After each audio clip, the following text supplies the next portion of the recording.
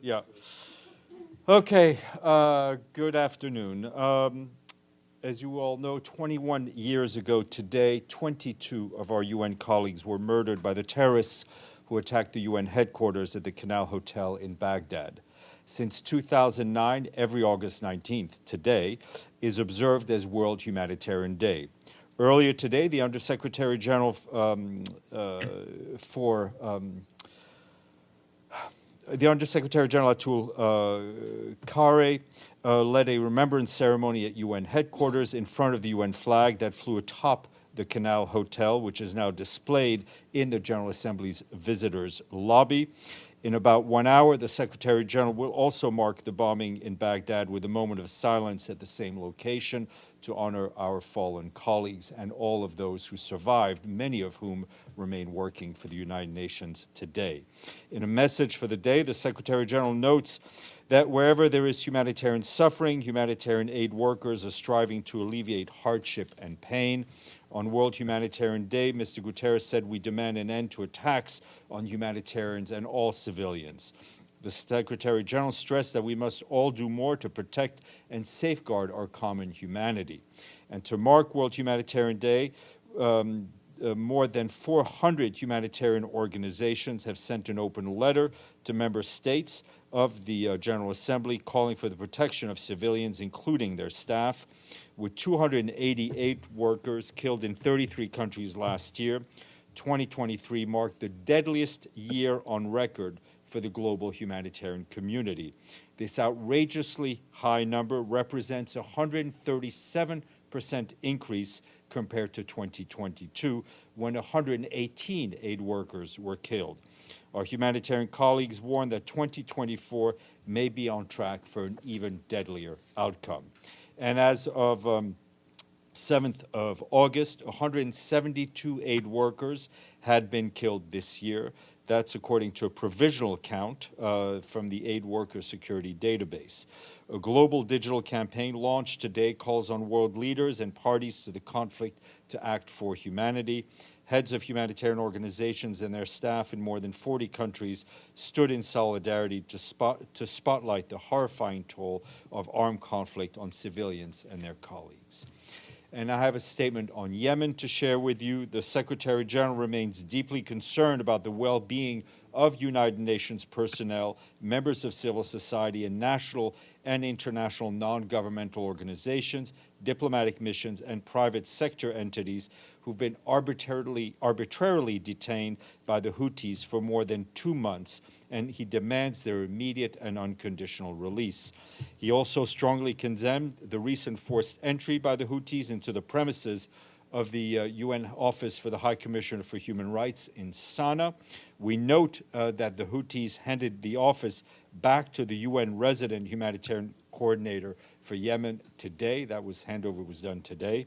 The Secretary General reiterates that those detained must be treated with full respect for their human rights, and they must be able to contact their families and legal representatives.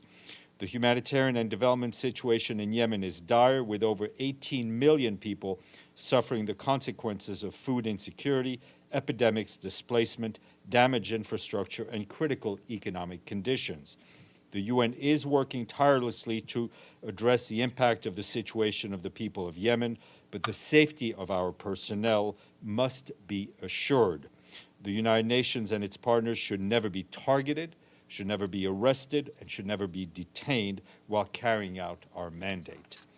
And just as I mentioned that the office was handed back today to our resident coordinator in Yemen, Julian Harness. According to Julian, the office appears to be in its original state, but an inventory is currently underway. The resident coordinator says we're encouraged by this move and renew our call for the immediate and unconditional release of all arbitrarily detained UN staff and NGO and civil society personnel. As you know, the Secretary General leaves tonight for a series of visits to the Pacific and East Asia. First, he will go to Samoa from the 21st to 23rd, where he will meet with the Prime Minister, Fiame Naomi Matafa. He will then briefly be in New Zealand, in Auckland on 23rd, 24th of August, where he will meet with the Prime Minister, Christopher Luxon. From there, he will go to Tonga from the 24th to the 27th of August, where he will participate in the Pacific Island Forum. He's expected to meet with Prime Minister Sovaleni of Tonga, as well as other leaders attending the Pacific Island Forum. His visit will also serve as an opportunity to emphasize the impact of sea level rise in the region and beyond. In both Pacific countries, the Secretary General will engage with local communities and civil society representatives, including young people. The Secretary General will then head off to Timor-Leste from the 28th to 31st of August, where he will take part in the commemoration of the 25th anniversary of the popular consultation in the country, which was organized, as you will recall, by the United Nations. He will then head off to Singapore for the 1st and 2nd of September, where he will meet with the President of Singapore, Tharman Shanmugaratnam, and Prime Minister Wong Lawrence. And after that, he will be in China. Among other engagements there, he will take part in the 2024 summit on the Forum of China-Africa Cooperation, and that will take place in Beijing, where he will highlight the importance of South-South cooperation to build solidarity and drive progress on shared development goals. While in Beijing, he will also meet with senior government officials. Meanwhile, our Deputy Secretary General Mian Mohammed is currently in Egypt, in Cairo.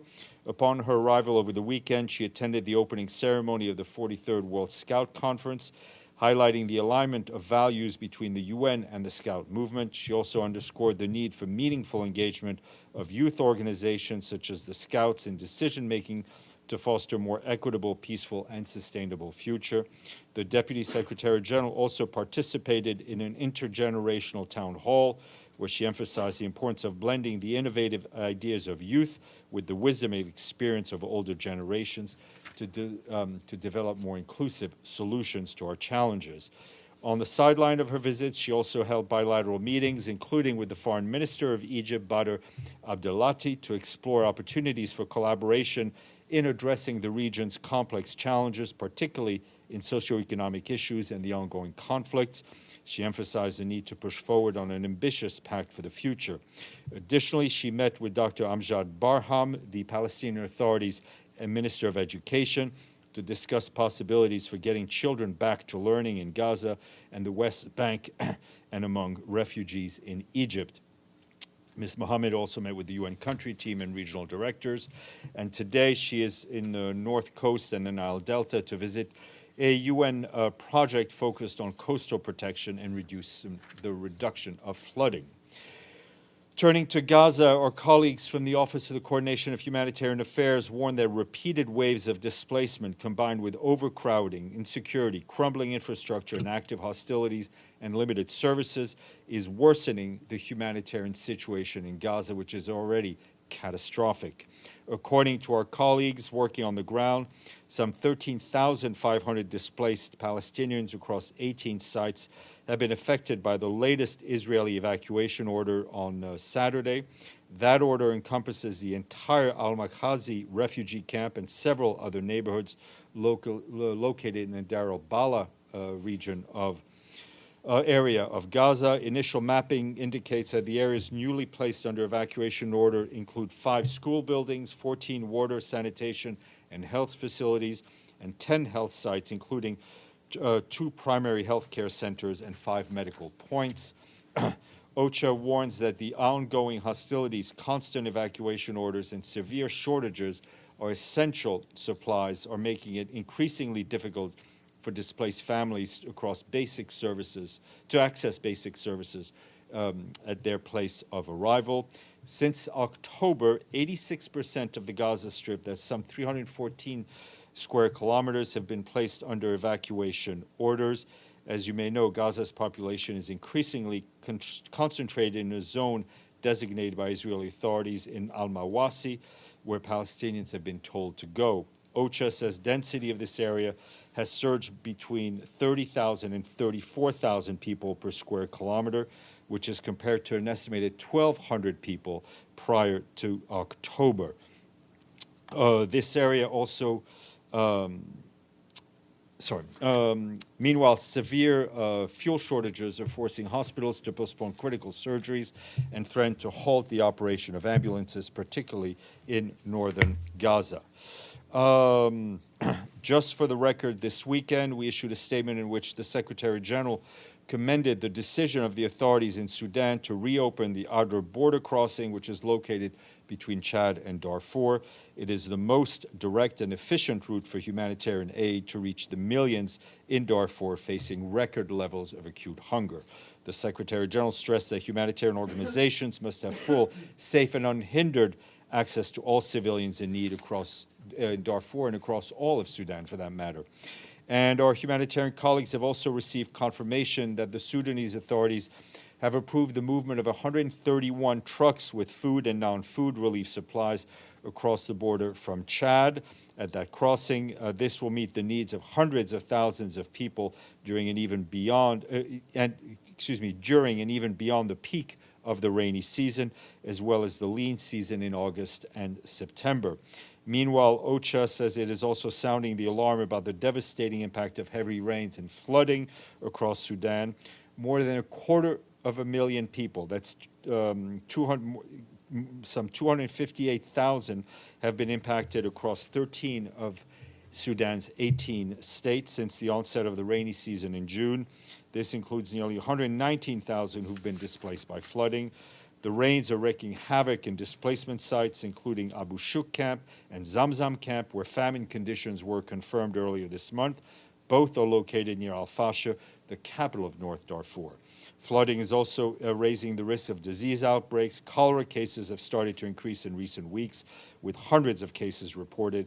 A dozen states in Sudan are facing outbreaks of multiple diseases at once, at a time where 3/4 of healthcare facilities in the worst affected areas are no longer functioning.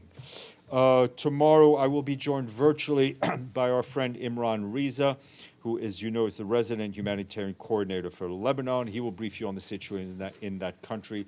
That will be done virtually from Lebanon, Beirut, I assume. Finally, after a bit of a dry spell, I'm happy to offer a quiz because not one, but 2 member states have paid their dues in full. One is landlocked, and the other one is sea-locked. Yes, otherwise known as an island. You're quick, Benno.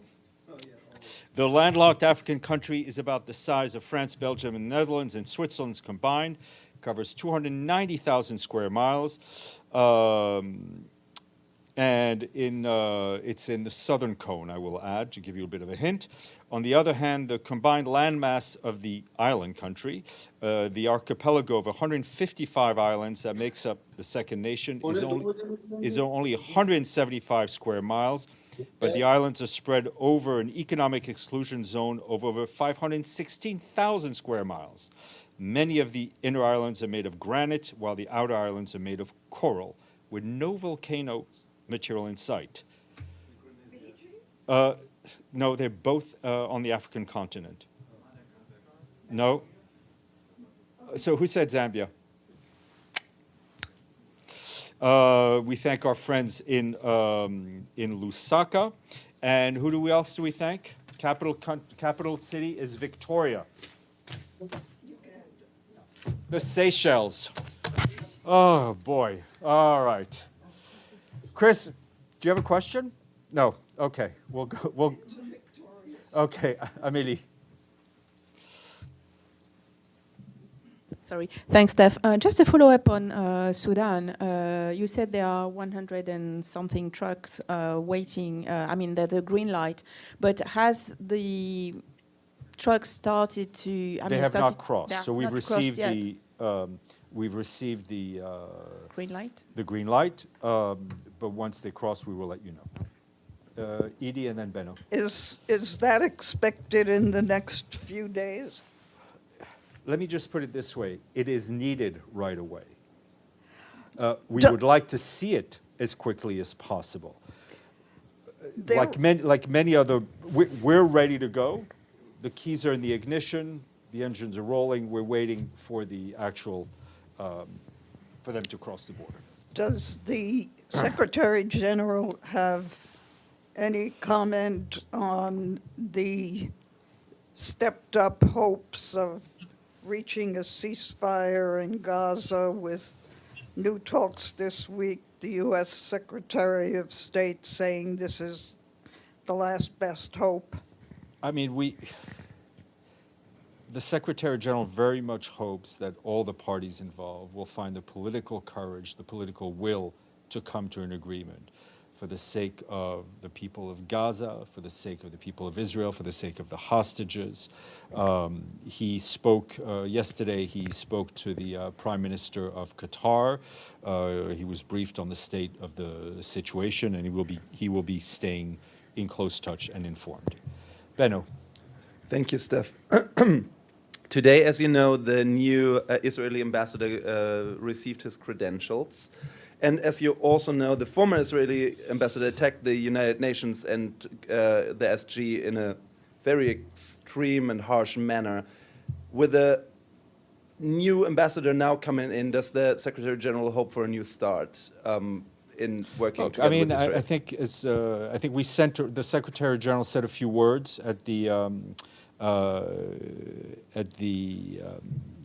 presentation of credentials. I mean, Ambassador Denon said a few words, so the Secretary General answered. We've sent those quotes around. I think the Secretary General very much wants to see a productive and constructive relationship with Israel, and as he put it, based on truth. Kirsten, then Deji, then Abdelhamid. Thanks, Steph. This afternoon, there's a Security Council meeting on UNIFIL. I know that some UNIFIL peacekeepers were in the line of fire over the weekend.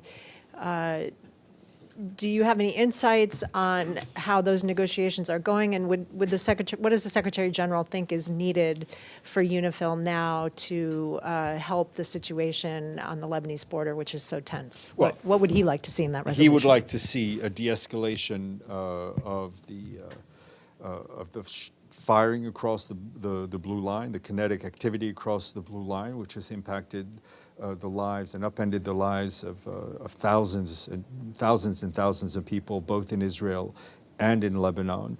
He would like to see a lowering of the rhetoric.